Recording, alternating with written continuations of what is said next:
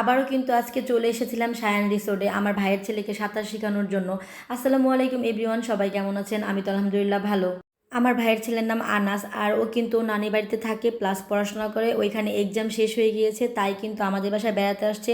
আর বেড়াতে এসেই ও যখন দেখেছে ওর ফুপ্পি বাসায় নেই, ও কিন্তু ফোন দিয়েছে আমাকে, ফুপ্পি তুমি কোথায়, তাড়াতাড়ি চলে আসো। তো আমি তো ছিলাম সাবার, আর ও ফোন দিয়েছে, পরে আমি কিন্তু চলে এসেছিলাম। কিছুদিন আগে সায়ান রিসোর্টের ভিডিও করেছিলাম আমি, এজন্য সে বলতেছে ফুপি ওইখানে আমি ঘুরতে যাব আর আমি সাঁতার শিখবো।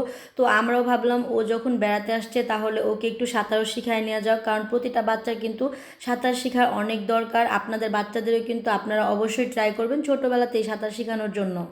আনাস কিন্তু অনেক বেশি এক্সাইটেড ছিল, সে কখন যাবে সায়ান রিসোর্টে আর কখন সাঁতার শিখবে। আসলে নতুন নতুন কাজ করতে কিন্তু বাচ্চারা অনেক বেশি এক্সাইটেড থাকে। তো সে কিন্তু পানিতে নেমে গিয়েছে আর অনেক বেশি প্র্যাকটিস করতেছিল। বাট ও তো একা সাঁতার শিখতে পারবে না, তাই আমরা দুইটা টিকিট নিয়ে নিয়েছিলাম, আর টিকিটের দাম কিন্তু 300 টাকা করে নিয়ে নিয়েছিল। গাইস, ও এত বেশি প্র্যাকটিস করতেছিল সাঁতার শেখার জন্য, এত চেষ্টা করতেছিল, বাট কোনোভাবে পারতেছিল না। অনেকবার কিন্তু পানি খেয়ে নিয়েছে। আর ও কিভাবে পারবে বলুন? ওর ফুপি তো অনেক দেরি করে সাঁতার শিখেছে। আমি গ্রামের মেয়ে হয়েও এত এত দেরি হয়েছে সাঁতার শিখতে। আমি কিন্তু বেশ কয়েকবার পানিতেও পড়ে গিয়েছিলাম। ও কিভাবে পারবে বলুন? আনাস কিন্তু প্রায় 2 ঘন্টার মতো ট্রাই করেছে সাঁতার শেখার জন্য। ইভেন ওর সাথে সাথে কিন্তু ওর দাদু ওকে অনেক বেশি হেল্প করেছে, বাট কোনোভাবেই ও পারতেছিল না। মানে ওকে আরও বেশ কতদিন নিতে হবে এইখানে। আমরা কিন্তু 7 দিনের একটা প্যাকেজ নিয়ে নিয়েছি ওর জন্য, ওকে সাঁতার শেখাবো তাই। সাঁতার কিন্তু প্রতিটা মানুষের শেখা উচিত, এটা অনেক বেশি ইম্পর্ট্যান্ট। ছোট বড় সবাইকেই শিখে নিতে হবে। আপনারাও যারা যারা পারেন না অবশ্যই শিখে নেবেন। আমরা কিন্তু সাঁতার শেষ করে খেলাধুলা করতে চলে আসছিলাম, যেহেতু আমার ভাইস্তা ছোট, আর এজন্য ওকে খেলার সেক্টরে নিয়ে আসছিলাম।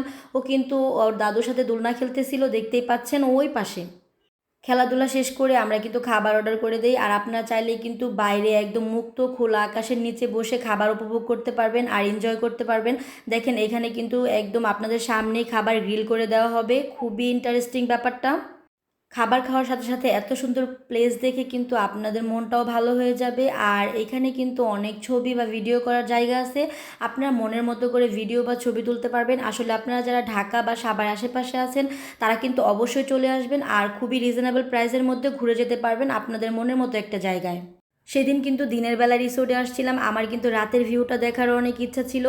আর এত সুন্দর রাতের ভিউটা দিনের বেলার থেকে অনেক অনেক বেশি সুন্দর। পুরা রিসোর্টের লাইটিং আর অনেক বেশি কালারফুল।